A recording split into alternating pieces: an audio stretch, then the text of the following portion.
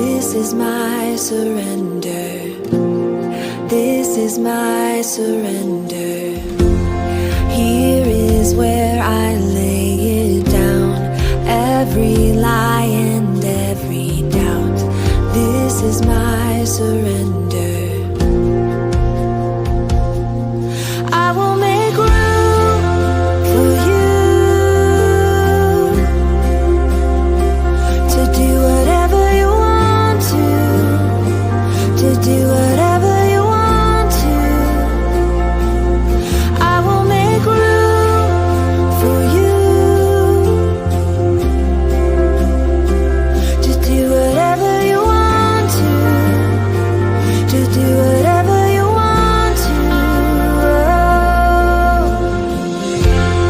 Here is where I lay it down, every burden, every crown. This is my surrender. This is my surrender.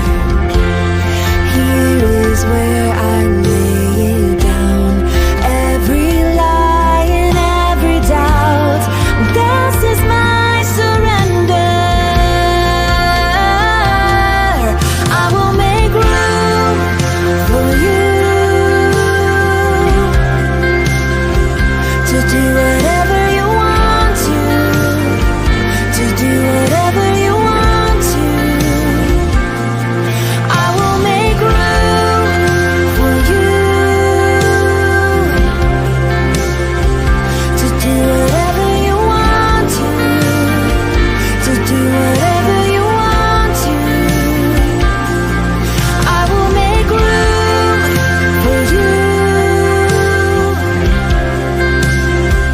to do whatever you want to do whatever you want to. I will make room for you to do whatever you want to do whatever you want to, yeah. Have your way, Jesus. Have your way. Have your way. We surrender to you. We surrender to you. Have your way. You can have your way. Shake up the grounds of all my tradition. Break down the walls of all my religion. Your way is better. Your way is better. Shake up the grounds of all my tradition. Break down the walls of all my religion. Your way is better. Your way is better. It's so much better. Shake up the grounds of all my tradition. Break down the walls of all my religion. Your way is better. Yes, your way is better. Shake up the grounds of all my tradition. Break down the walls of all my religion. Your way is better. Yes, your way is better. I will make room for you to do whatever you want to do whatever you want to. I will make room for you to do whatever you want to do whatever you want to. Here is where I lay it down. You are all I'm chasing now. This is my surrender. This is my surrender. Here is where I lay it down. You are all I'm chasing now. This is my surrender. This This is my surrender.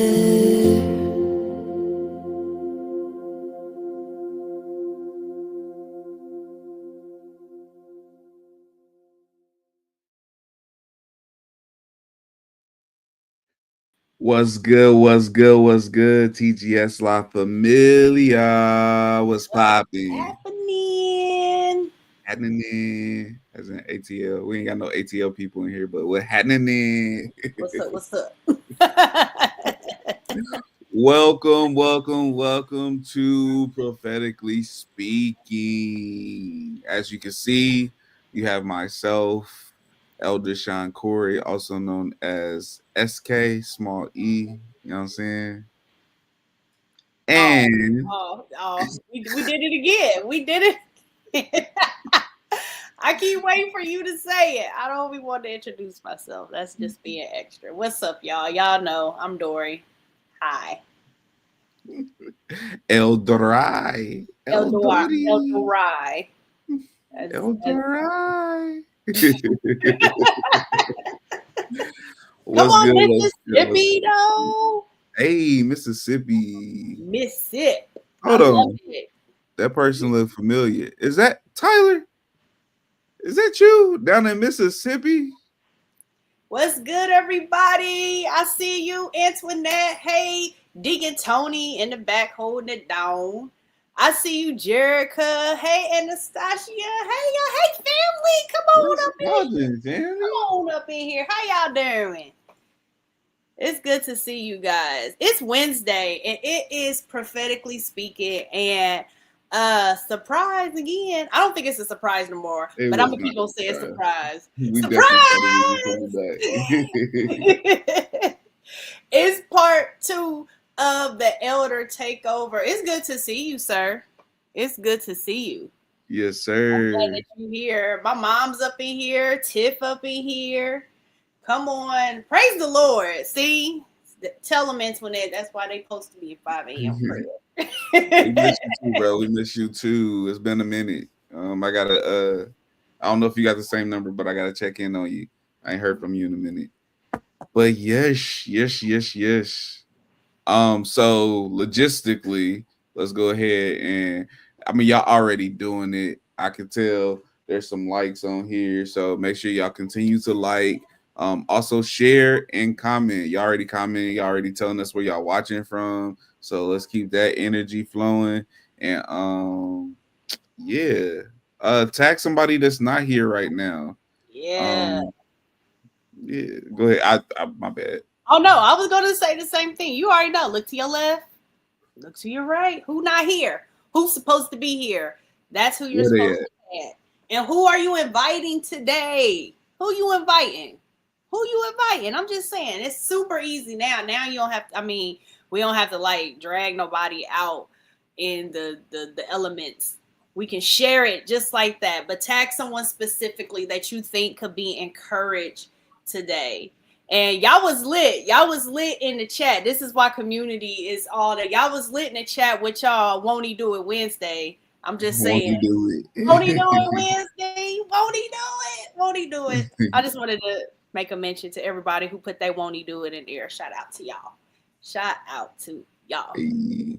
E- So tonight, you know what I'm saying, we leading into the second half of the prophetic word that God gave us. 3 days, 3 days before one Nissan. And if you don't know by now, one Nissan is the biblical new year. We've laid some groundwork, so go to the previous videos to see what that covenantal timing's all about. You know what I'm saying? Last time we laid groundwork, but tonight it's about posture, right? How we position ourselves to live out what God has already spoken. We're going to press into a few different things. We're going to press into hunger and pursuit. We're going to talk about the difference between visitation and invasion. And then we're going to land with what it looks like to actually walk out this word. You know what I'm saying? My prayer is, my hope is that tonight shifts us from just remembering the word to really living the word. and as it was given, and with the intention that God has us wants us to live this word with, right? As proper stewardship. But before we dive in, um I do want us to remember where we left off. Last time we talked about how the word didn't just mark a season, but it marked a new era. We unpacked what it means to be a part of the kingdom ecosystem, how every part, every gift, every connection matters. And we wrestled with wisdom over warfare, leaning into what God is calling us to. Leaning leaning into what he how he's calling us to fight differently, with strategy and discernment instead of just reaction, right? So that's the foundation. And now tonight we're going to build on that. So here's what I want us to lean in together. Because prophetic words aren't just fulfilled just by being repeated, right? They're fulfilled by being responded to. Come on. Responded to. This is Come proper on. stewardship, right? We're in the season of stewardship. So Come on. tonight we're going to wrestle with questions that help us do just that.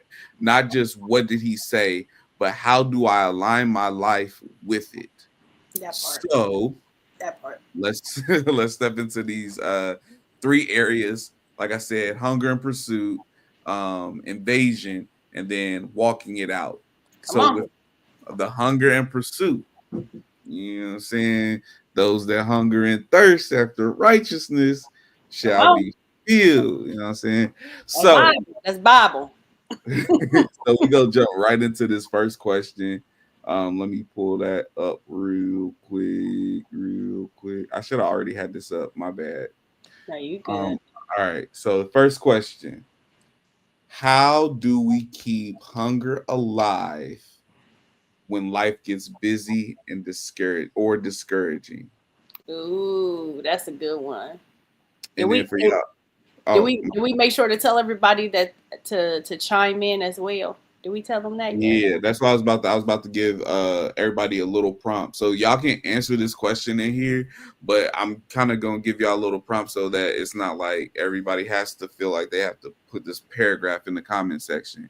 So I want y'all to put one thing that stirs your hunger for God in the comment section. And then I'm going to post this question in here. Boom. Just like that. So, how do we keep spiritual hunger alive when life gets busy or discouraging? Ooh, you going first or I'm going first? Oh, I don't know.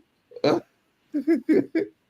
You, you want me to go? I think you I can can go go. first. I'll start this. I'll start this Ladies first. off. Ladies first. Not ladies first. So I think first,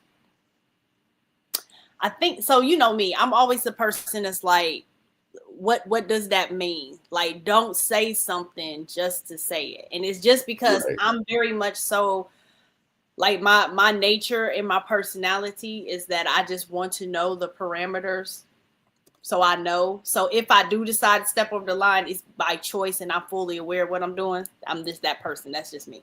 So I'm always like, always start with what does that mean? What does that look like? So that you fully understand. And I think the first thing with that is like when it comes to hunger, I think well, biblically the Bible speaks of it just like you kind of just what you said. It speaks to it being stirred. And Mm-hmm. I think it's both in part. And I say that because sometimes I think we think it's supposed to be automatic. Our bodies automatically alert us when we're hungry. I think it's the same spiritually. I just think sometimes we're not paying attention. But I think also too that our hunger is stirred when we are active. I think our hunger is stirred when we are intentional about it. So you get what I'm saying? You feel Yeah. me?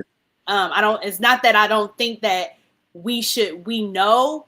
I think that sometimes when we're distracted with life, when we're distracted with the discouragement, when we're distracted with all the things, sometimes it's hard to discern that that's what's happening. Sometimes we can feel we can feel the rumbles of neglect because we're Mhm. hungry, and we can maybe discern that as being discouragement or discern it as being other things because we're not aware of the fact that this is just a symptom or a byproduct of you malnourished. You need some food. You know what I'm saying? You need some Yeah. strengthening in this area. So I would say that first. And then I will also say, to answer the question more like specifically, I think it comes by the building of small, I'm going to say rhythms. I'm going to Mhm. say rhythms because you good? Can I go on to this next part? You good? Go ahead. Okay. Yeah, yeah. Because I think the other thing to this is because when I remembered this question earlier, I was sitting with it and the Lord asked me a question. So I'm gonna ask y'all the same question. When I was sitting with this, the Lord asked me, is there a difference between routine and discipline? Mm. And I said, at first I wanted to say no, but then I was like, typically when my first reaction is normally wrong, so let me just go look it up. And I had to go look it up, and I found out that there is a difference. There's a slight difference between routine and discipline, and I think this is what we're talking about when we're talking about hunger and pursuit. We have to build small rhythms, or we have to build small disciplines, and have to be careful that we're not just developing routines with no foundation, routines with no substance to them. And just like real quickly, if you were like me and you were trying to figure out what was the difference is this: a routine is something that just repeats itself. You do this, you do this, you do this at every day. It's every day at 7 o'clock. You wake up and you go cut the coffee pot on, and that's the very first thing you do. That's a routine. If the very first thing you do is you brush your teeth, fix your coffee, sit down, and read a newspaper, that's a routine. And you do that over and over and over and over again. That is called a routine. It's a habit without any heart. It's something that you just do. It's a mindless repetition. Before you can even think about it, you just react and do it. That's what a routine is. A discipline, it moves in the attention kind of like a routine, but it's an intentional practice and it's aimed for some type of goal of transformation. And I Yeah. think that's the difference. Like when we are just when we have no substance to what we're pursuing, I think that's when it becomes a problem. I'll stop there. Mm. That's good. That's good. I was pondering on that portion that you were giving as far as the routine, and one of the things that, so like, it's kind of like what you were talking about Sunday with the loop, right? It's Mm, this loop, this cycle, this pattern that we're stuck in, and it's not a divine pattern because we do know that there's different types of patterns, but it's like this empty or hollow yeah, that's a good cycle. word. Hollow is good. Yeah. Whereas that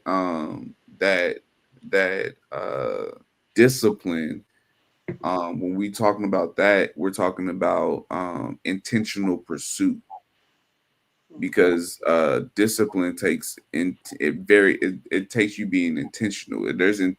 There's getting up and making a coffee versus getting up, going outside, packing a bag and going to the gym and doing a actual workout. That's two totally different things. One can easily fall into a routine, Yeah, but it's not. It takes intentional pursuit to chase discipline, yeah, right? um it's it's showing up even when things seem dry, or even when things are inconvenient, yeah, right? um it's funny because this question that we're talking about, how do we keep spiritual hunger alive when life gets busy or discouraging? Because like we tend to put negative connotations on words, Mm-hmm. right? And when you look at that word hunger, it seems like it's a negative thing, but it's just a word. The intent on that word um gives it life or death, Yeah. right? Because when we're talking about hunger, if we're not talking about spiritual hunger, we're talking about a feeling of desperation for food. You've Mm-hmm. been neglected of these things, and so you're hungering after this. Some people may say starving, but Jesus was real intentional in Matthew when he black people love putting S's on the But back I of was so thinking that like we always put an S on everything. We just pluralize it. but he was really intentional when he said those who hunger and thirst after righteousness, Mm-hmm. they shall be filled. So there's desperation that can spark hunger, Mm. right? Come on. And where however you have set your um discipline, not routine but discipline, That's it. it puts you in a place of where that desperation will land you, where that desperation will take you. um so when we have a devotion, and that's going to kind of go into the next portion, but when we have a devotion, that's where discipline lives, because devotion builds a pattern that lasts beyond crisis. Exactly. So whatever situation comes up, my desperation allows me to hunger enough after the spiritual things that it doesn't matter what comes up to try to be an obstacle, what comes up to try to be a distraction, to make me busy, to make me discouraged in any way. Because the fact of the matter is, um, peace and evasion are not the same, if that makes sense. A lot of the times we're trying to evade things, avoid things, and we call that Mm-hmm. peace, right? Mm-hmm. And that's how we busy ourselves, that's how we create discouragement, because we're trying to avoid things that discourage us, but that's not peace. Yeah. So there's that hunger and thirst when you're where was I going? um when you have a devotion towards him, you're disciplined in a way that you don't have to seek out those things that are numbing, those things that you're trying to attach yourself to seek pleasure, just to avoid the things that you know that you're supposed to be doing. Yeah. No, that's good. That makes good sense. And when you said it, it made me think. The thing about hunger is it puts you in position to be filled. Yes. That's why the intention has to matter, because when you're distracted by other things, you'll settle for anything to fill you instead of Hmm. the thing that's most important to fill you. And I think that says a lot too, because I saw this, and I can't remember. I honestly can't remember who said it or where I saw it, but it was popular, so probably most people seen it. But it was talking about how um like how phones, matter of fact, I'll tell you what the picture was. It was like a mob of people and they were all looking at their phones, but like, you know how like the light shines in your face. It was Hmm. like it was a bunch of golden calves, and it was like right there in her face.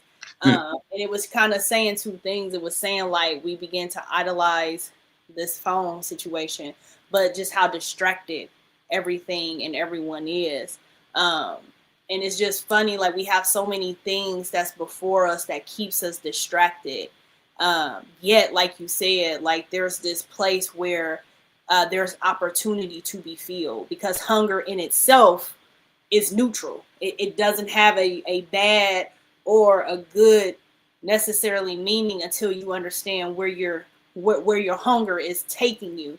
So we have to be intentional because it's not just hunger, it's hunger and pursuit.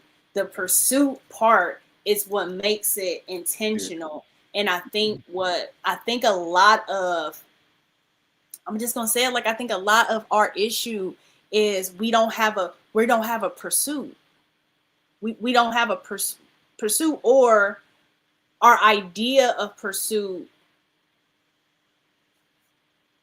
may not be as disciplined or as focused as we think it is. I think we view pursuit from a religious standpoint, and Keep going. that's why I think we, and I say we loosely. When I say we, I'm talking about the general Christian body, Right. and even those outside of it. But when we think about pursuit, we think about perfection, Yes. and those are Yeah. two totally different P's. When we're talking about pursuit, it isn't about perfection. Pursuit is about momentum, and Hmm. it's not a momentum in the terms of acceleration, because he's our accelerate. Go back to the word from PMB when we're talking about relative motion. Like it's not about how fast you're moving, how slow you're moving. The momentum is in him. Philippians 3 um sorry, it just came to me, so I'm about to No, pull you it good. up. Philippians. Where are you, Philippians?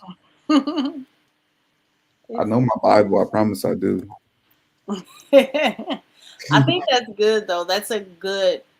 Um that's a good perspective. I think the other part to it too, when I say like the lack of pursuit, is because I think most of us kind of, well, when I say most of us loosely too, it's just y'all. I say it loosely, but I think sometimes we can kind of have a lack of pursuit because it's God, and Mhm. because like it's so weird. It's like we have this hustle mentality for other things, but then when we come over here, it's not necessarily the same thing, right? Like we'll go Yeah, to a job and we'll hustle and we'll do this and we'll have this mindset of go, go, go, go, go.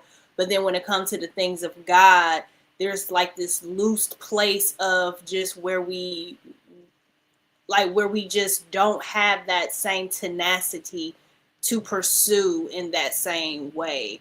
And I think I it's think we have because the hyper focus on everything too, because like it's always, well, this didn't work out, so God must be, he must be keeping me from this. He don't want me to do that no more. Or oh, this is going good, so it's God. When it's not, that none of that is relative. You have to follow the guide of the Holy Spirit. Like you have to move in the momentum that is him. Like yeah, we constantly look for a sign, and not that he won't give us signs, but everything is not just because you got money in the bank don't necessarily mean that you are in good that you standing. are moving in this, right? Just on the opposite of that, just because you don't have money in the bank don't mean that he's punishing you for anything. So we try to gauge these areas based off what our view of good and evil is. And then that Yeah, takes us back to the garden and the yeah. deception and the distraction that we're talking about, right? Hmm. Philippians 3:12. Not that I have already obtained it or have already become perfect, but I press on so that I may lay hold of that for which also I was laid hold of by Christ Jesus. Come on. Brethren, I do not regard myself as having laid hold of it yet, but Mhm. one thing I do, forgetting what lies behind and reaching forward to what lies ahead, I press on toward the goal for the prize of the upward call of God in Christ Jesus. Come on. All that to say, God. like this, this, we tend to lose sight of what the real goal is, and when Hmm. our pursuit is not after Him, it leads Yeah. us in a path that we're pursuing perfection. Yeah. Yeah. Because Yeah. we're constantly pursuing something. We're constantly praying. What are you praying to? Yeah. Come on. Come on. Because that's a question. That's a question. I'm just saying. I'm just saying. Um, and so I'm gonna hit some practical points on this because I want to make sure that we give that. Um, and I think a lot of this when because you mentioned something earlier about the devotion versus the desperation, which is another partly the reason why I believe God has been not only saying what he's saying, but provoking and pushing and stretching us in the ways that we want to do. Because with hunger, it changes your mindset. Like there's a mindset that's attached to your hunger and your pursuit, and depending on where you are with that is where your mindset is. And I Mm, think when we had the mindset of where we just want God to be um someone who just manages crises for us, who just comes in and just gives us a little bit. And I think this is kind of getting into our next question. It's yeah. kind of moving into our next question. So when I say you can take it on if you want to. Um, we sometimes want God to just be a crisis manager for us, Mm-hmm. right? We don't necessarily want him to be long. We don't necessarily want to be long suffering with him in the Right. way that he desires to be with us in covenant and in love. We just want him to manage situations. It's the fast food versus the time to stand and cook the food that is going to be nourishing to your soul. Like Right. it, That it part. made me think of last night. Like I wanted to cry, but it was so good by the time we got finished because y'all, everything in me wanted to just order a pizza or just cook out. But one of my goals and intention is to get back to like cooking more in the kitchen. And it was past all the things, but I did it. I did it. And it was because was devoted to the discipline of getting it done, not because I was trying to seek perfection, but because it was a covenant that we've made. This is the things that you said for us. This is what you said for the family. This is what you said we need to do. I'm committed to that. So if I'm committed to that, we're going to be in the kitchen and we're going to be cooking it up. And at the end, y'all, it was good. It was really, really good. I'm It just was saying. delicious. It was really, really good. But we could settle sometimes for the fast food, and the fast food has I guess it has a purpose when it has a purpose. But when we make that purpose lifestyle, that's when we make a moment that was supposed to be intentional for that particular thing, and we try to make that sustenance for a lifestyle or a lifetime. That's when we get ourselves into a situation. Yeah.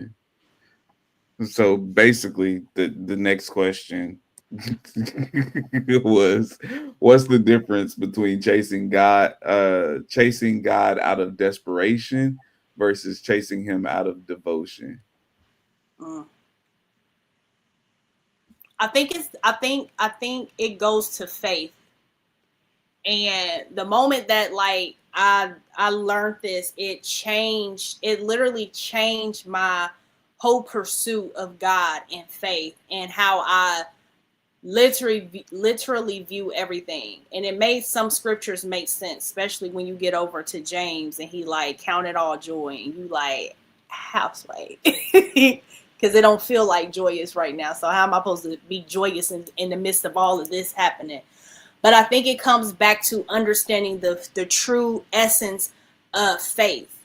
And the true essence of faith has to come from a heart of devotion, because the true essence of faith says that I don't care no matter what happens, whether it's what I consider good, no matter what, if it considered bad, if the ship is sailing or if the ship is about to sink.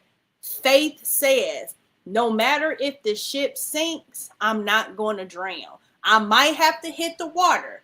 My head may go under, But it's no different when Peter went underneath that water and was pulled back out. That's the essence of faith. And when we don't really have that heart of devotion, because the foundation of faith is comfortability, then that's when we find ourselves wanting that's when we find ourselves wanting God to be that crisis manager, because we just want to always be comfortable. We just want everything to always flow smoothly. We don't want to feel nothing. We don't want to go through nothing. We don't want to do nothing. But the essence of faith is that no matter if I'm anchored into him. So when we chase God from a place of devotion, you're not swayed. You get what I'm saying? Like you're not swayed by anything else.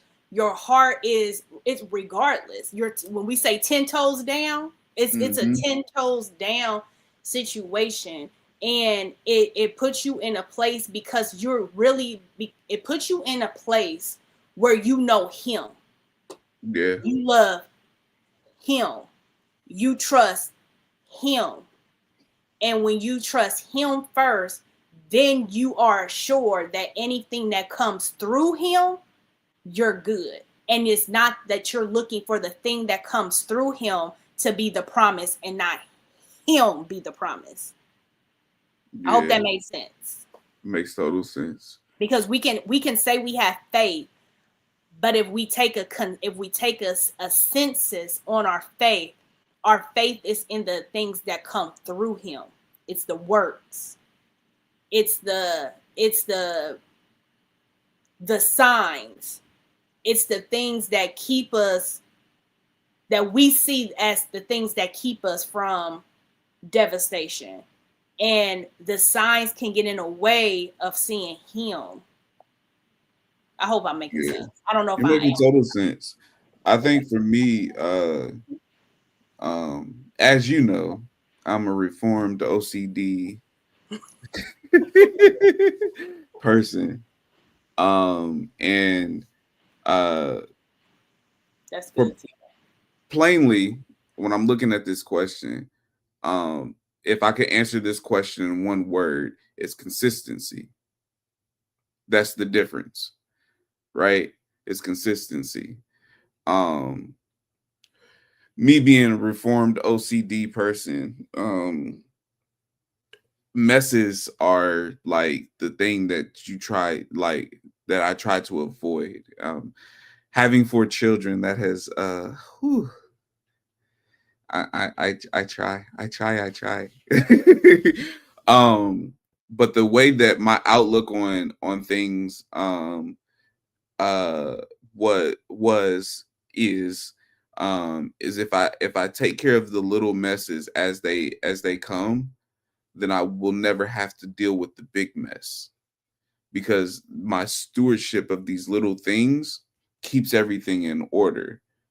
And if a big mess comes, it I don't have to deal with the other little messes to get to the big mess. I can tackle that when it comes, versus living living in the chaos of the messes, and then another mess comes on top of that, and now I have to take care of everything at once. That puts me in a desperate state, a form of desperation, where I'm trying, especially if you got company or something coming over, you know what I'm saying, and you trying to get everything together at once, and it's like that puts you in a state where you're trying to do one thing but you get distracted by the other thing.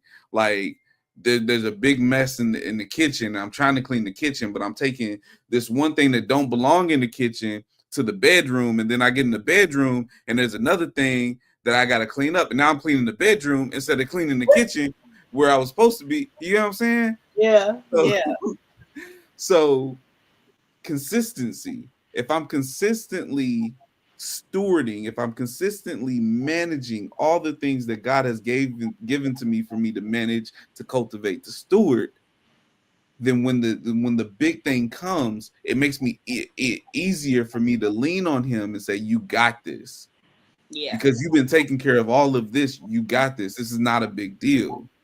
Yeah.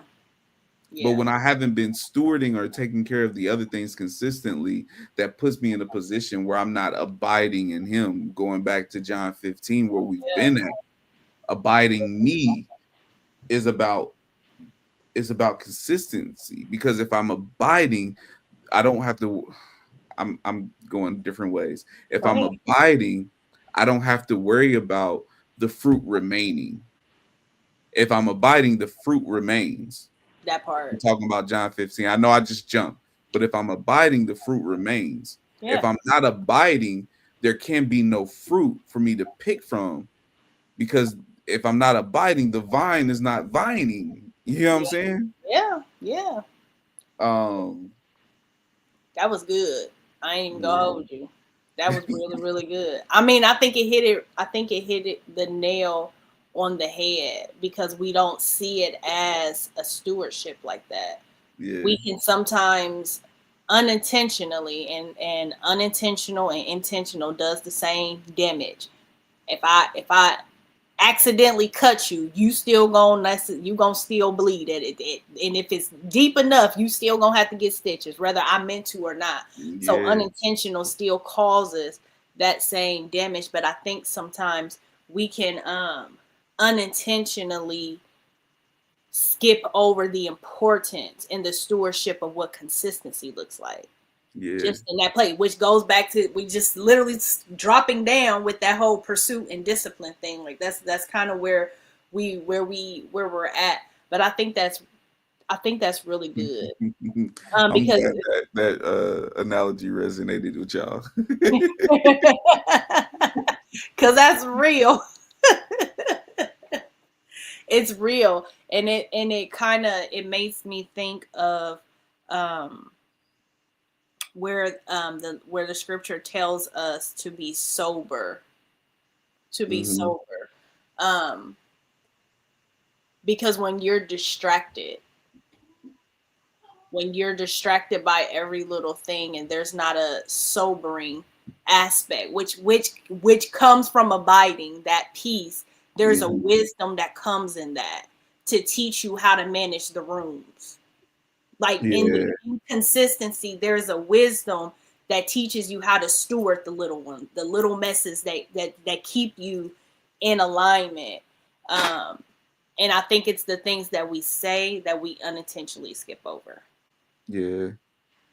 Another part of like the pursuit, or yeah, and the consistency, um when we're talking about devotion, it changes your appetite.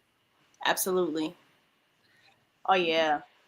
Because when you're in a state of desperation, if we're talking about hunger and thirst and pursuit and stuff like that, if you're in a state of desperation, you reach for whatever satisfies you in the moment, Mm-hmm. right? And normally what satisfies us in the more moment, if we're talking practically, and we're talking like what we actually deal with as humans, is the things that are not good for us, the comfort foods, the ice cream, the fatty foods, the spicy foods, the sugars, all those things are what comfort us in those times. So desperation puts you in a point where you're seeking cravings Yeah. In a versus rush.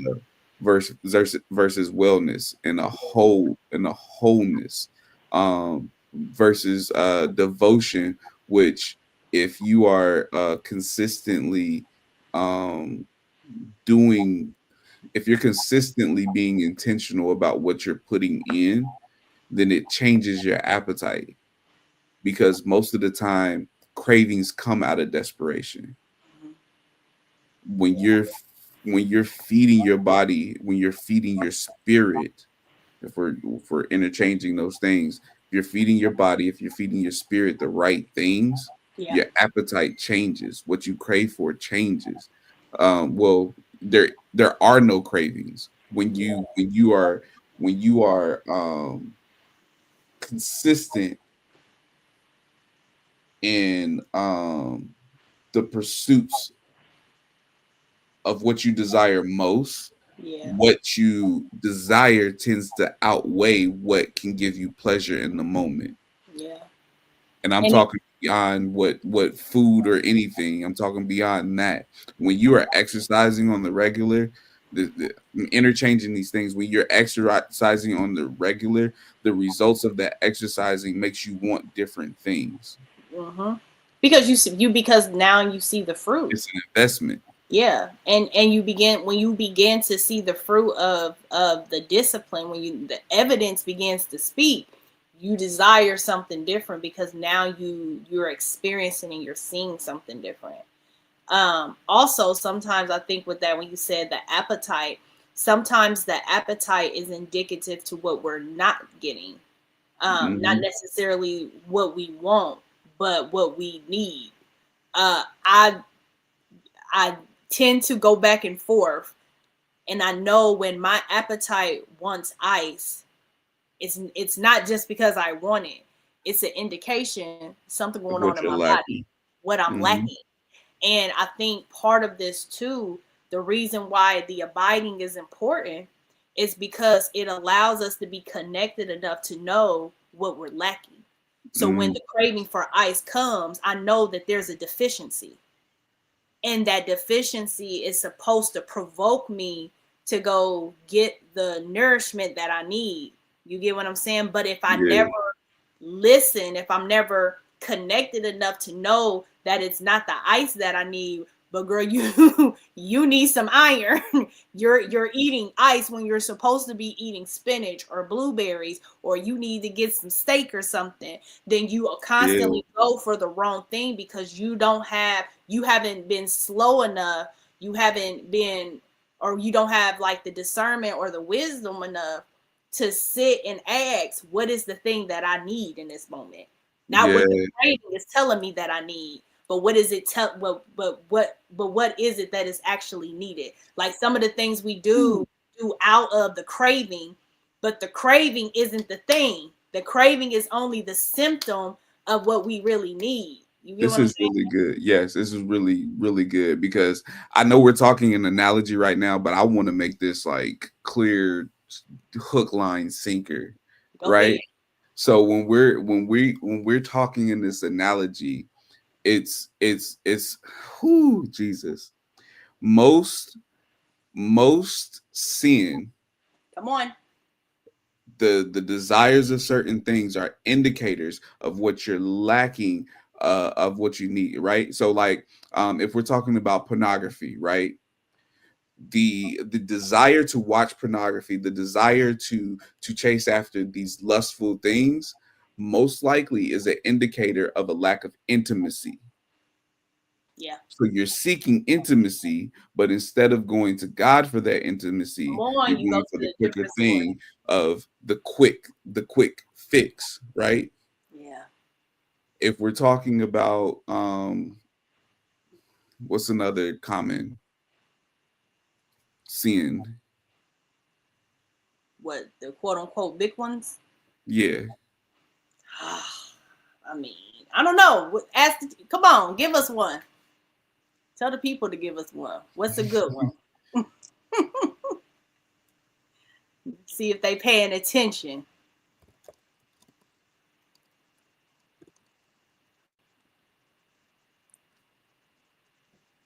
Do do do do. Money, Mm, okay. gluttony. That's a So good one. let's start with the money, right? So when we say money, I'm assuming that we're talking about the love of money because money itself is a tool. It can't be evil, it can't be good. It's a tool, right? It's the devotion to that thing that makes it good or evil, right? So when we're talking about money, we're talking about the love of money, being specific. So the love of money, that sin of being in engulfed with money, greed, however you see it, that is an indicator that there are resources that you're supposed to have, that you're supposed to aid the kingdom of God with, right? But if I see the lack of resources there, I automatically think that it's because I don't have money. That devotion becomes to that money instead of to the resource that I'm supposed to be in the kingdom, right? Gluttony, that's almost the same thing. You know what I'm saying? Gluttony, gluttony, gluttony. I was muted. Gluttony is a lack of self-control. Mm, And at the same time, it's a grasp for control, depending on where you're at. Some people, it's the lack of being able to say no, and in its own twisted way, self control. That self controls. It's a way to choose in the moment what you want. So it's a control issue. hmm It's a control issue. So saying all that to say, Stewardship. yeah, all you talk about for the money. Yeah. Well, both gluttony and money. Like Yeah. it's the and any type of greed is an indicator of a calling to stewardship or generosity.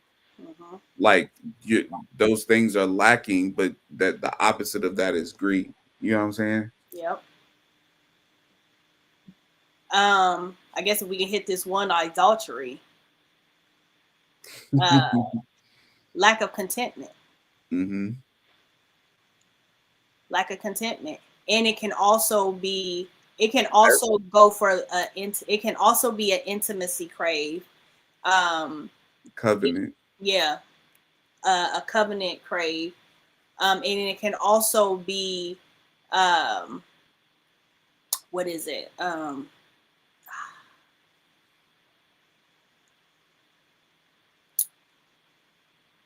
It's a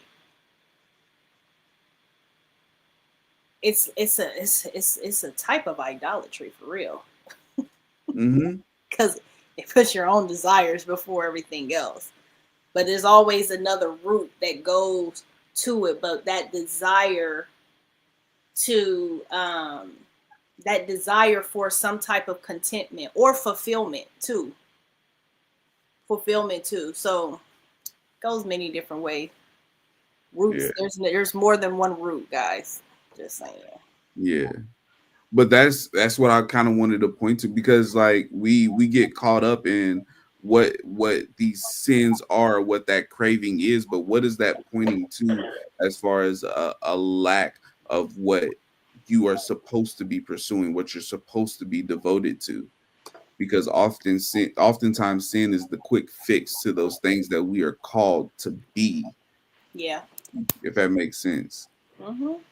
Yep. Like when you're called to be an influencer, when you're called to be in leadership, that's an indication. Like the opposite of that is dealing with pride.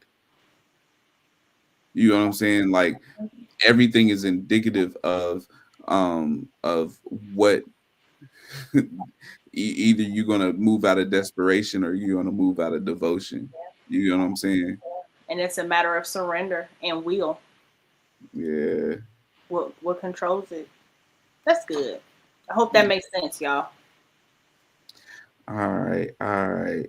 So bottom line is consistency, right? Consistency. Drop devotion in the chat if you want to stay consistent in this pursuit. We're talking about hunger and thirsting. As we move on to this next section of visitation and invasion. Yee, this is a good Visitation one. and invasion. This is a This good was one. this was excuse me. This was one of my favorite parts of the portion that God gave us for the year, right? Mm-hmm. Um, because well, we can get into it when I ask this question. Okay. What is the difference between God's visitation and his invasion, and why does it matter? Ooh. Say it one more time. What is the difference between God's visitation and his invasion, and why does it matter? Ooh. Okay. Um.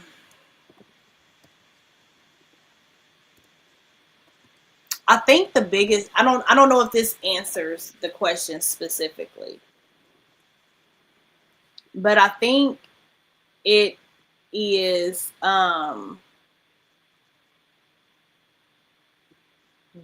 one is what he will almost settle for, and one is his true desire.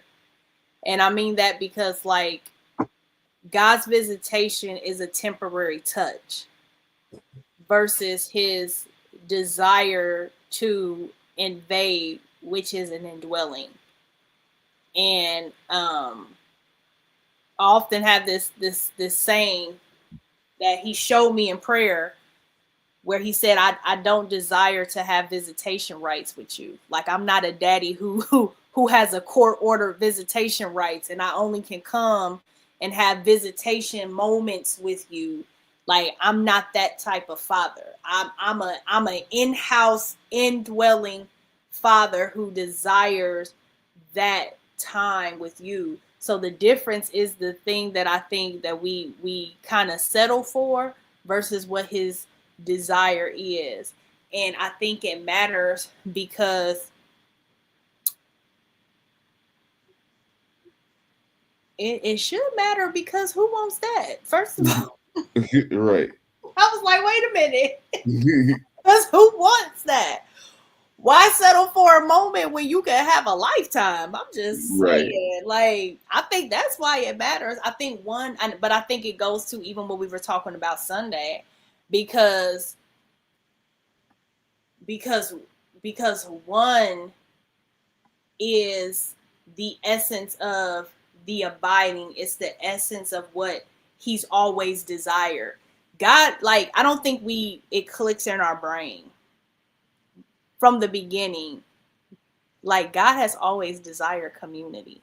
He's Mm-hmm. always desired family. Like that's been his thing, like since forever. Um, so I can only imagine that it matters because it matters to him. And like that's all I got. It matters to him.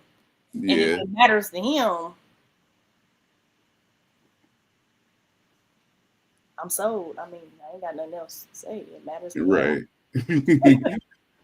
There was like a few things that were mentioned in the word of the year. One of them was that visitation is God showing up in the is God showing up in a room or in life for a time bound encounter. But invasion is God not just visiting but establishing rule, order, and presence as the norm. So if we only expect visitation, we live moment to moment. If we embrace invasion, we live transformed. So visitation equals a moment and invasion equals a takeover, right? Um Another thing that was mentioned was this stirring versus this changing, right? Um Visitation is good because it can inspire, it can convict, it can spark faith, but the invasion of God, it breaks cycles. um a lot of what we talked about was culture, and like what invasion does, it resets culture. Genesis 1 and 28, God designed us to be culture creators, right? um we don't we don't want to just be stirred once a year, but we want to be transformed every day. And that transforming is us creating culture. Like, and it's only by him invading, him taking over, right? um I think in Luke 19 and 44, it there was like this point where I can't remember the whole context, but the people missed their visitation, right? I think, yeah. But in Acts, when we look at Acts 2, right, The Spirit didn't just visit, he came and filled and invaded. Um, and the world couldn't ignore it. So if we're distracted, visitation can be very fragile, right? Um, but invasion established permanence. It establishes permanence even against certain resistance. And I think that's where we're coming. The point that we're coming to is that God isn't just trying to visit us. He's invading. He's taking over the culture. He's taking over the mindsets. He's truly transforming. Um, this year's word, um, it wasn't. We're not just making encounters, right? We're being restructured in a way. um the prophetic word for this year, it called us not to just memorize encounters, but um to like I've been saying, to allow them to structure our lives, to allow them to um it has to be a lifestyle, right? So that invasion language is about yielding, to that lifestyle shift, not just chasing the next moment. We're not chasing a height. We're stepping into habitation. We're stepping into unity. We're stepping into that kingdom ecosystem where he is the one that reigns. My bad. No, you good. I was thinking too. It kind of, it's literally just piggybacking off what you're saying, and I would say that I hate to keep repeating, but it is what it is. But it's like you said, it's the shift to a lifestyle, and it's the shift into abiding, Mhm. because the invasion part shifts your mindset from having him come to a location to you, or and that be the thing that hosts his presence, to you realizing that you are supposed to be the host of his presence. Like, Yeah. we forget that our bodies is the temple of the living God. Like, we don't be having those conscious realities. And I think that's the part to it too, is to switch it. And two, I think the other part, I can't remember, you just said it. You were saying if you're distracted, then it'll cause you to think or see it one way. I think the other thing too is that when you're unhealthy, Mm-hmm. when we're unhealthy, and I think this has been something we've been seeing a lot, when we're unhealthy, we will memorialize the encounter. Ooh. Will memorialize the encounter, and that puts us in, that opens the door for us to be in idolatry. So Mm. but once again, we're still talking about that shifting of position, posture, and mindset. And what I mean by that is that when we're in a place where you just want the moment, you just want the experience. You just want the quote unquote encounter. And like I said, an encounter, praise God for an encounter. But when it becomes the high that you're seeking, and it's the drug that makes you feel like you're close and connected to Him, idolatrizing, whatever the word is idolatry. And you are idolizing There the, you go. they thank you. You're idolizing. You pray me through. Amen. Idolizing the experience. And I don't find it a coinky dink that we've been over here in John. And John literally has been driving home this parallel Yeah. of watching what it is that you believe in. Do you believe in what he's doing? Are you believing in the experience? They were following Jesus because there was an encounter with him every time he went somewhere. Either he was gonna feed somebody, they was gonna get fed, or something was gonna happen. They missed the person, Mm-hmm. and that's the difference. When we see it from that mindset, it can cause us, it can cause us to look at the disciplines of God as ordinary and mundane, and we don't need to do it because it may not invoke a feeling. So we can unintentionally become numb to reading your word, praying, showing up to service, all of the, because we're looking for something dramatic. Mm-hmm. You get what I'm saying? So like, I think part of it too is to help shift us out of this idolizing culture of this hype moments. Yeah. You know, and I'm not saying that's every experience. I'm not saying that that's what it is, but when we're not careful, it can easily become that. And like you said, it's a restructuring moment. Am I chasing a spiritual high, or am I living from his presence daily? Is this just a momentary moment because we all gathered and the music chords was just in the right place and somebody took off running? You know what I'm saying? And it's just an emotional moment, or is this my daily lifestyle that regardless if we were here in this place at this time with these people, I can easily this is who I am, not just this momentary stance or momentary moment. Yeah. Yeah, it's life, it's worship for real, for real.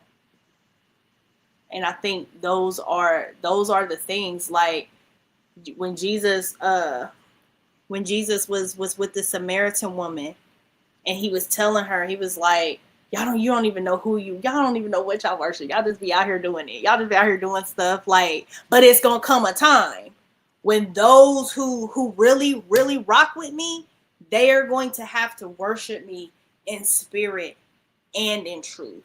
And I think this is the moment, because also in John, and then I'm gonna be quiet, but also in John, especially John 15 to be specifically, when he's talking about the abiding, he's very specific about the spirit of truth.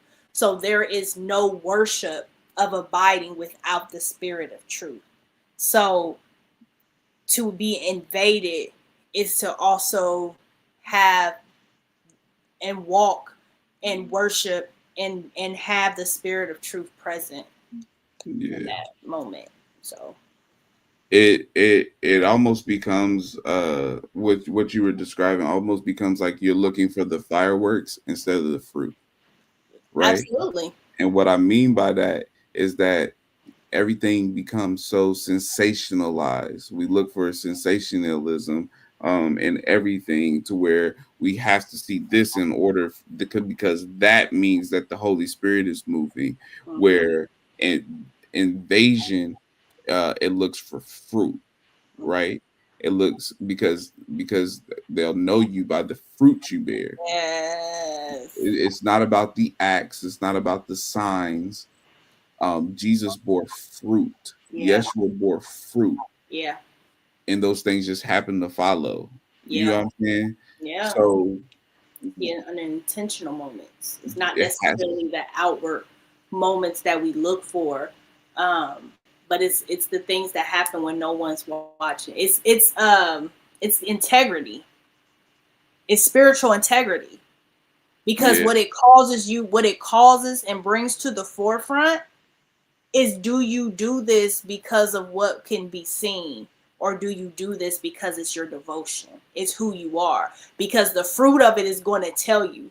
Because when we do it and when we feel that let down because no one clapped for us, you know what I'm saying, or no one those portions of it, then it can kind of let us know that a moment of what we're doing, the integrity behind it is what's done when no one's watching it, when it's just you and him, like those type of things.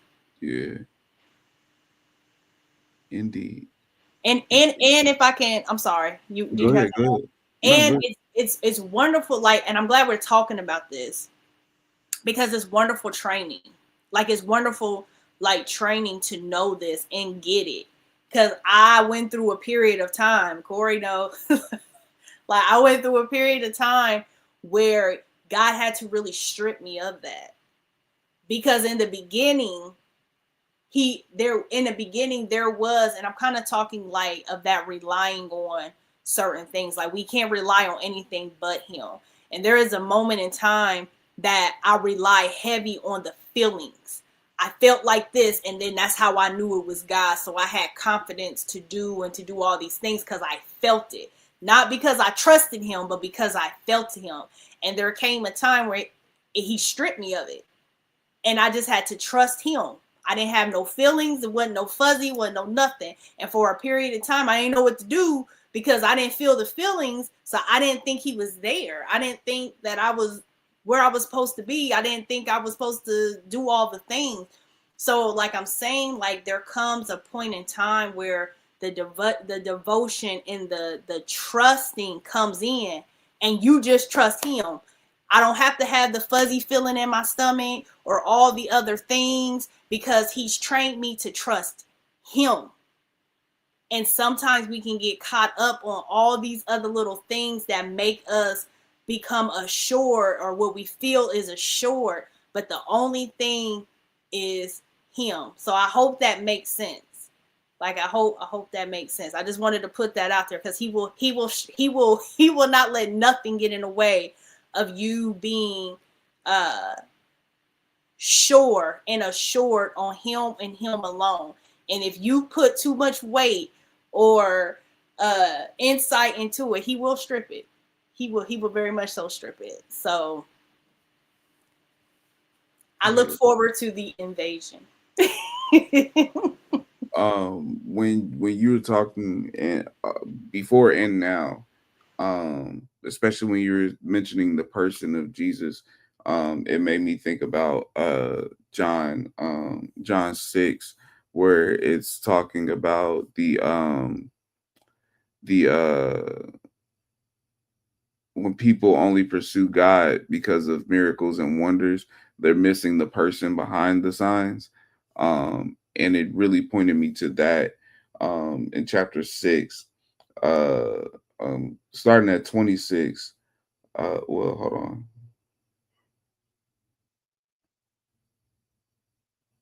Okay, yeah.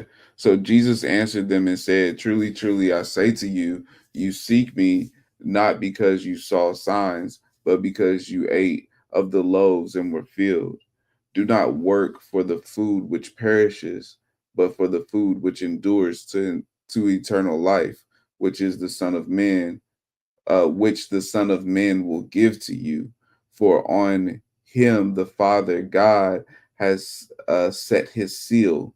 Therefore, they said to him, "What shall we do so that we may work the works of God?" Jesus answered and said to them, "This is the work of God, that you believe in him who has sent me." So they said to him, "What then do you do for a sign so that we may see and believe you? What work do you perform? Our fathers ate the manna in the wilderness, as it is written, he gave them bread out of heaven to eat."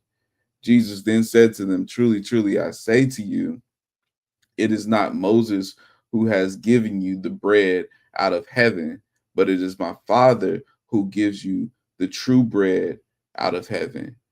For the bread of God is that which comes down out of heaven and gives life to the world." Then they said to him, "Lord, always give us this bread." And Jesus said to them, "I am the bread of life. He who comes to me will not hunger, and he who believes in me will never thirst. But I said to you that you have seen me and yet do not believe. All that the Father gives me will come to me, and the one who comes to me I will certainly not cast out. For I have come down from heaven not to do my own will, but the will of him who sent me.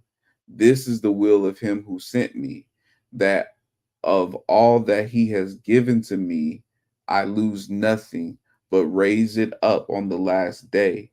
For this is the will of my Father, that everyone who beholds the Son and believes in him will have eternal life, and I myself will raise him up on the last day.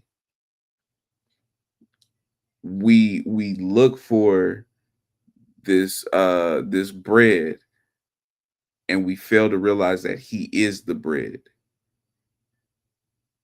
Like, we look for these signs, and he is the sign. Everything that was points to him. Everything that is points to him. Everything that will be points to him. So we can't be so caught up in the sensationalism that we miss what it's all about. It's very simple. He is the bread of life. He who comes to me will not hunger. He who believes in me will never thirst. So why are we looking for the miracles? It's all in him. All you have to do is go to him. But we're so caught up in this world of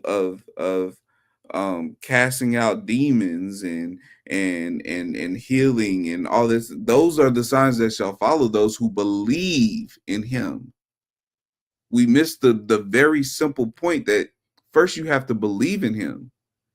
That's that's the goal. Right? That's the mission. Believe in him. Believe in him.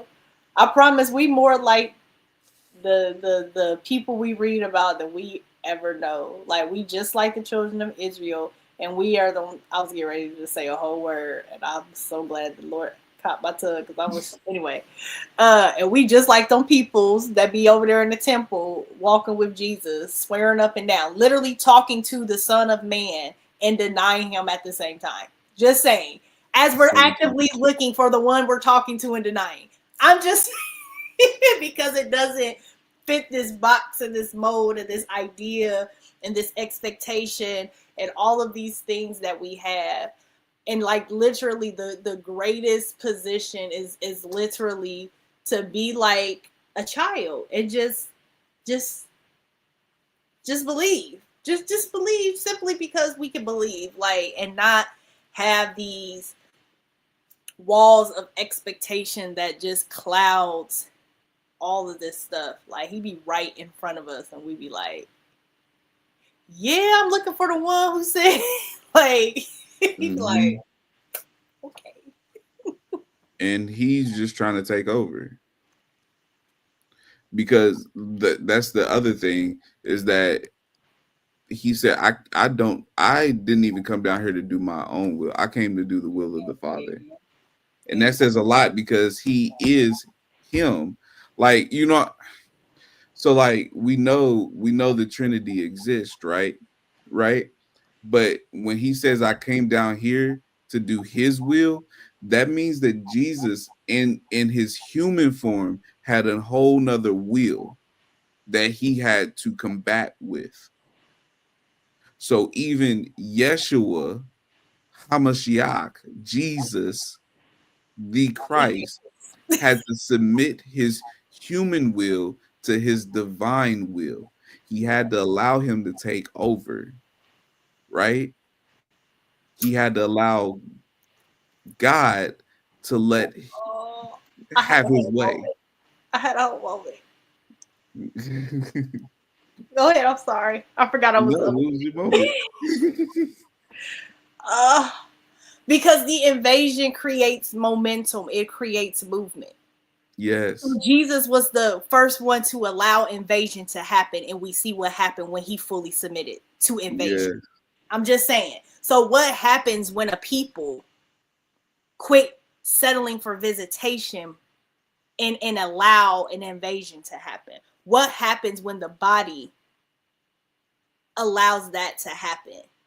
Christ, one man, submitted, lay down his will for the Father, submitted to invasion, and because of nevertheless, his not my obedience, will, but your will. nonetheless, not my will, but always the more yours. And because of him, because of his indwelled position of obedience, the world literally changed. Him and 12 other people who didn't even get physically filled until after he left. Just saying. So if one man could submit to invasion, I wonder what would happen. Just saying. Just saying. And that's really the next question. Like, where do we think he's trying to take over in our lives or in TGS right now? Y'all can answer that. Where do we think he's trying to take over in our lives or in TGS right now? Uh, um, I know like the thing that keeps on ringing is nevertheless not my will but your will. So like that for me it's that the will. Like he's trying to take over the will. Yeah. The WILL, the WHELL, Man, the don't. will, all of Oh, it. Take the wheel and take the wheel. You know what I'm saying? for real. Like for real.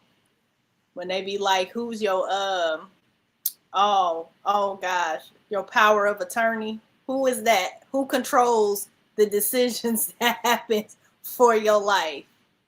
Them the papers. Hand me over the papers to your will, because I need to be in control of how that decision makes. That's where this season is.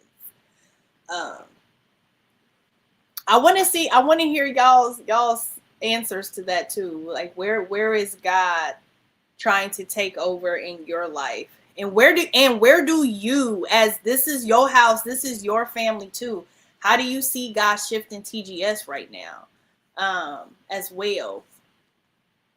I'm trying, so I feel like I'm in a few places, so I'm trying to like narrow it down. um our expectations and how he shows up, that's good. So I have an example of how I feel like he's showing up life right now. I don't think, but I'm a visual person. So have you ever I'm trying to, I don't think everyone knows what like resin is. So I feel like I got to come up with another analogy because everybody might not know what resin. Have you ever seen like those plastic clear balls and like in the middle of the ball there may be something in it? Like you remember having like those bouncy balls when we were little and like they would bounce really high, but they're clear, but there can be like something in the middle, like a petal or a penny or something, and they put it in the middle. Well, like when they make those balls, they use this stuff called resin. And if you're a crafter, then you already know. If not, it's like this clear plastic and you have to put it in a mold and it has to set and it has to dry. But here's the part. It's real tricky because when you put it in the mold, you run the risk of having air bubbles. And when you get air bubbles, you have to go in real precisely, and you have to like you at first you have to know what you're doing because you will mess it up. But if you know what you're doing, then you know you can take almost like a syringe and you have to be very precise to find each one of those bubbles and fill it so that it looks whole. I feel like that's where we're at right now. We have the mold. He's been pouring. We're being shifted. We're being shaped. He's even kind of did some sanding, but when you look closely, there's still some air bubbles in there. So it's like the part where the syringe is entering and it's literally like popping and filling those air bubbles so that it's complete and whole. And like that's where I feel like is my life is at. Because it'd be like the craziest things that he'd be like, that thing. And I'd be like, that? Like, I didn't even know that was an issue. But okay, here we go. Like, he didn't even know that was a thing. But all right, here we go. So like, that's kind of where I'm at. And I don't really have an answer to what it is because literally it would be the most randomest thing. And he'd be like, yeah, you're going to have to deal with that. And I'd be like, okay. Yeah. So, yeah. I know that was a very dramatic answer, but that's what I feel like. Just syringing me, just Syringe me. syringing me, just ow, be still, okay. I gotta hit that bubble. All right. Don't like needles, but okay. I think that's important because the takeover is also a turning over, right? Because he's also a gentleman, right? I mean, he's only gonna ask but for so long, but he's also a gentleman. Like, so you a takeover requires a turnover, right? That part. And when we were in the message, like she was talking about surrender, right? So there has to be a surrender, and I think that's one of the main places where he has us TGS, like is this point of surrender, Yeah.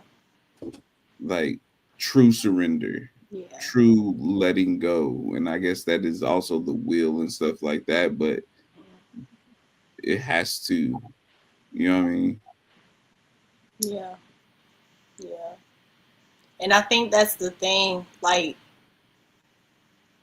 the takeover, it looks so different in different people's lives because some people may be new to the surrendering process, or some people could be walking in it for a minute and know it's like we've already been in this place of walking with you, but there's this place of fortifying it because Mm-hmm. that's the thing too. Um, we can get loosey goosey and we not fortified. You know what I'm saying? So I think a Yeah. lot of stuff is fortifying too. A lot of stuff feels like last call, last checks. Like if you know anything about like assemblies or different things, like there comes that moment where before this thing gets sent out or it's like you do that inspection and it's like a checking of all the little intricate parts. But at the same time, it is really this aspect of surrender. There is a beautiful refining point, and I think these are the moments where we unintentionally again neglect his expected end because We we treat still it have as our own. casual. Yeah, It's it's very casual. casual, and we don't recognize that while you trying to do your thing, he does have his expected end, and that's why the clash keeps happening because you still trying to do your thing, and he has an expected end that he's trying to get you to. And we forget that we're moving in a covenant. And then there's that, which I think a lot of that too, if we since you bring that up, I think that is a place of takeover too. I think that's a place where he's shifting this space and everyone in it to get back to the heart of covenant, because it's almost like a lost art. It's almost like a lost art. um and a lot of us don't move in a way of covenant. We don't move in a way of covenant. Yeah. We're covenant to the spaces, but not covenant to him. We're covenant Mm-hmm. to organizations, but we're not covenant to him. Um, he kind of plays second in a lot of ways. So I would say that's a really good area. Covenant. Yeah. For sure, for sure. Like for sure. So we've talked about a lot of this, but I think we've kind of hinted to like how we walk this out, but we haven't gotten really into the trenches of it, right? Uh-huh. So that's the next section, is walking it out. Um, what's one specific shift that we can each make That part. to align with his word? Say it one more time. What's one specific shift we can each make to align with his word? Mm. And that can be big or small or in between. Really ain't, you know.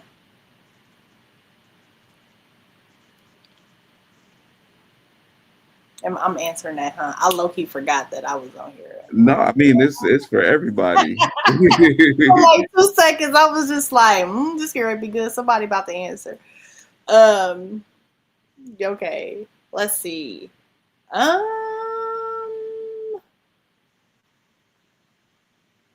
What is one? I'm sorry, one more time. What is one specific shift? Oh, it's right there. Read or one specific shift. I'm a little sleepy. Sorry. One specific shift we could each make to align with. Man, there's so many intentional ones. Mm-hmm. We just need Um, one specific one. I know, right? Um,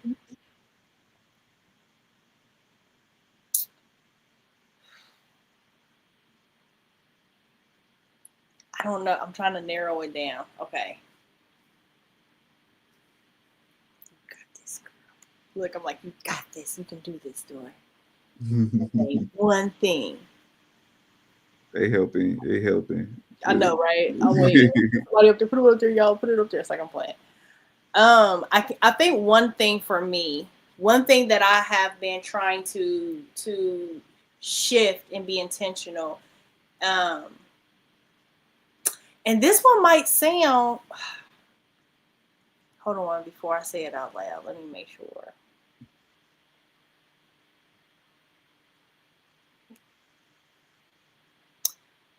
So this one might sound.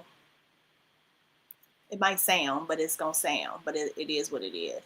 But one of the things that I've been very intentional lately on, like being for sure about, is like creating and being open and present home, like for you and for the kids and like those type of things.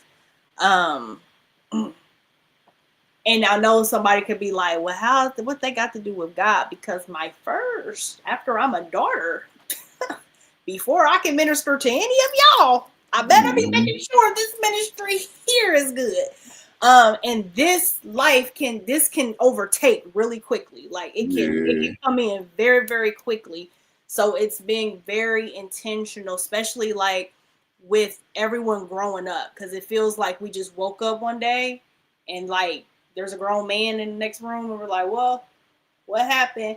So like there has been very intentional um, moments for me to make sure that that my presence is just as strong in Mm-hmm. these areas, and that aligns with being that help me, that aligns with um, keeping this particular point of life intact and in order and strengthened, because when this fort isn't good or strengthened in a way, then we can't let that spill over, and vice versa, and all of the different things. So that may be one that's like completely like not in the norm, but it's very much real in life right now for me, to allow my abiding to and my wisdom for him to position me so that those things are in his divine orchestration and not me trying to do extra things. So abiding has become I mean, it already has been and was, but I'm seeing even more the necessity and the importance of it, because when you wear multiple hats, you have to be abiding, because you have to abide first before you can do anything else. So I hope that makes sense in some way. Yeah. It makes total sense. It does. I think for me, um it's that devotion piece, like that consistency piece. Like in order to align with something, you have to be committed to it. You have to be devoted to it. So specifically with the word, this word, I think that consistency is one of the specific intentional shifts that can be made, and that is one of those shifts that, while it might be microscopic in some senses, it makes a difference that is at the macro level, if that makes sense. You know what I'm saying? You know what I'm saying? For sure, for sure. Let's see. The conscious effort, going to God first instead of people first. That's a good one. Bear one another's burden. Yes, that's a good one. That's another one too. I'm gonna add that one to my list too because that has definitely been my season as well. Learning how to bear with one another. We don't get taught that a lot, so that's a application learning. It's not book knowledge. Being grateful, being more grateful for what he's done already. Yes, those are some good ones, y'all. I'm trying to make sure I don't miss no more. Those are good. Those are good. Um, Another one is intentional about our time with him. Yeah, Um, Oftentimes we try to like put God into our calendars instead of making like our calendars submit to him. Like mm, we kind of do it a little bit backwards. We try to just fit him into our little spaces instead of have you ever asked him what the space is supposed to look like? Like, and yet your right. calendar is supposed to be led from him. So those are also some of those intentional moments with me, like getting back to that. I used to be like that when I first got saved, and I honestly like have been finding myself in a way, like, Lord, I want to be back like I was when I first met you, like that place of purity, like before all the things you get in churches, you just do all the things. Like there's such an innocence when you have those your first moments with him, and like a lot of ways, I'm been like, I remember when I used to do. I'm gonna get back to doing that. So that's kind of one thing. Yeah, I think it's important that we gauge like how we view time. Yeah. Um, you speaking to that made me really think about that because I've been reading. Um, one, I've been in Ecclesiastes again, but two, even on my outside reading, there's the how we view time is directly reflective of like certain experiences that we've had. You know what I'm saying? So uh we tend to see time as like this, well, time is linear, but we tend to only view it from that linear standpoint, and not really from the perspective of how God views time, right? um and we can you can notice on an everyday um basis that even though time is linear, your position within time and how you're interacting with time determines on whether or not that feels like it's flying by or if it feels like it's dragging along. And I think that's one thing that he has constantly been pointing out to me, specifically, is my interaction with time, um, and what that says about his perspective and things like that. You know what I'm saying? So um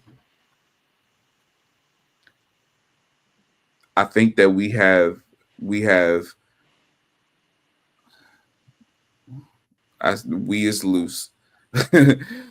uh we have this fleeting perspective of time because we have not familiarized ourselves with the daily death. Um you will notice just going through life, and most people who are older notice this more, is that the more that you lose, the more you value time, right? The more that you lose, the more you realize how short time is, right?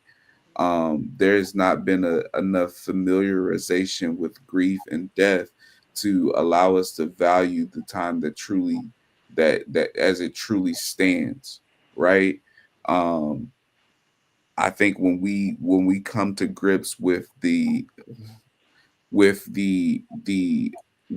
what Jesus tells us to do is to die daily, the more we interact with that concept of death, the more we're able to live and effectively utilize the time and the perspective that God wants us to utilize the time. As I'm hoping I'm not going too far out there. No, it made me think of the fact that when you think of time, is because I don't think we have caught in real time um, how time is such a grace and mercy to us. It's we kind of sometimes like demonize it and we kind of curse it and we kind of do all these things and we're like yeah, but we missed how much of a grace that was, because had it not be for time we would have been damned for eternity. So God's grace is time, because in the midst when fall happened, his grace said give them time. So every time, that's a place of gratitude when you wake up, because you're like, whoo, time, I have time. And like you said, but that comes from a conscious place that it's not always there. When you have that understanding and that mindset of the grace of what it is, and like you said, that daily lifestyle of um, how to steward it properly, then Hmm. we'll move a little different. Yeah, this has been good. We've been on here for almost 2 hours. Jesus Christ Okay.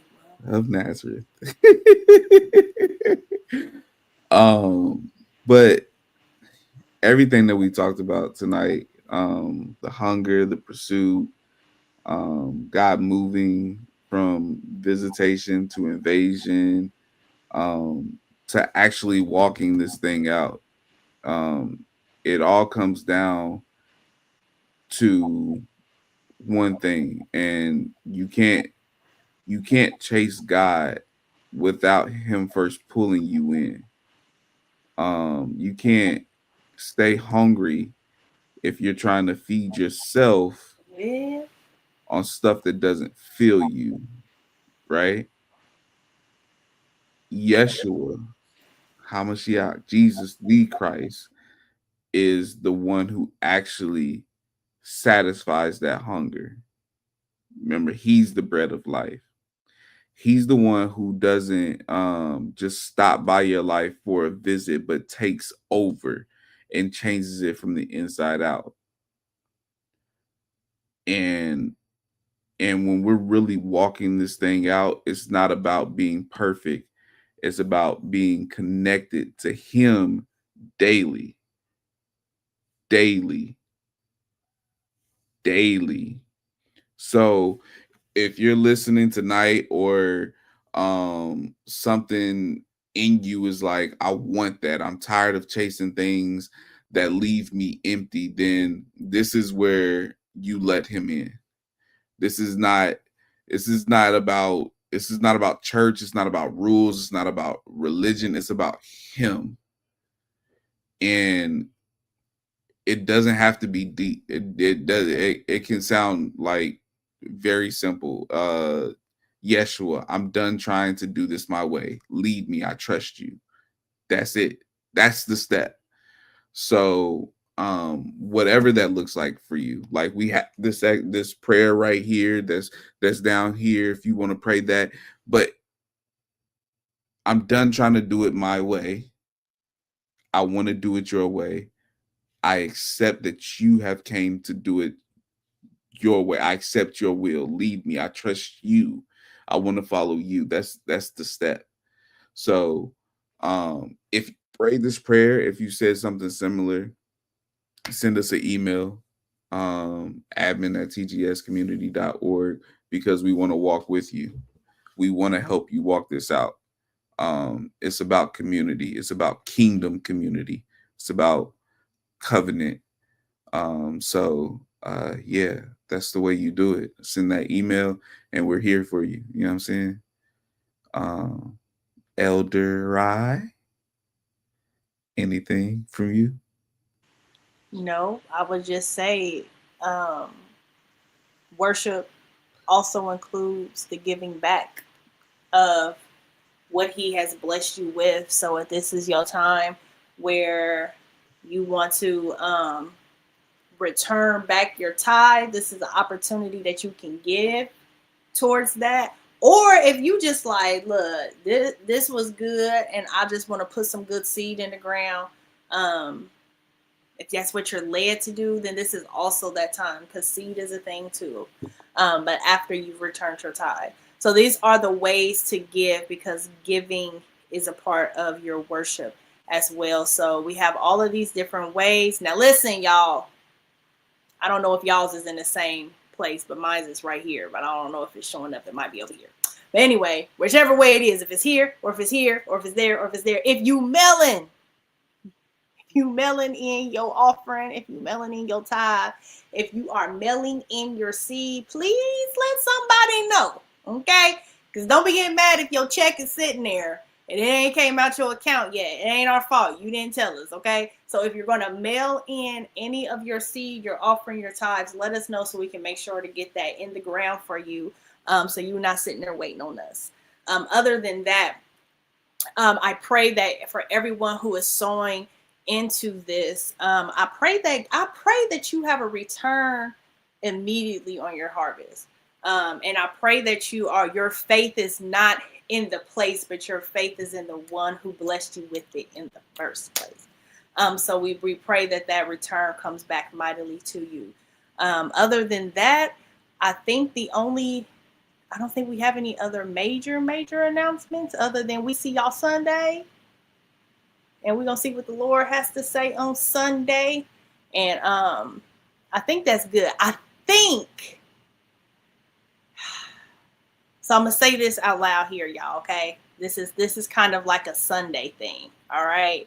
If there's anybody, if you have any like questions, any thoughts, anything that you need to get a little further information on in regards to what the Lord been putting down these past 2 Sundays, this is your opportunity. Okay, we're doing something a little different. It's really been on my heart to make sure that we have it. So I'm gonna say it here first. If you got any questions, concerns, thoughts, give me more, whatever it is, let me know. Put it in the chats and we're gonna let me know. Let me know. I can't sing. Because we're gonna see what the Lord has to do, but I'm gonna just put it out there first. So that means that I need to see y'all Sunday. Okay, that means we need to see y'all Sunday. But I think that's it, unless the deacon got anything else to add. Thank you for your stewarding of your time, because your time is a part of your stewardship. Your time is also a part of your worship. We thank you for not forsaking this gathering. We thank you for everything that you guys have poured into this, and for your commitment to God in this space. And for that, may God keep you. May he bless you. May he watch over you in the night, and may the rest of your week be blessed. I pray that you will experience the evidence of his invasion in your life. And we will see you all Sunday. We love you. We love you. We love you. Mwah.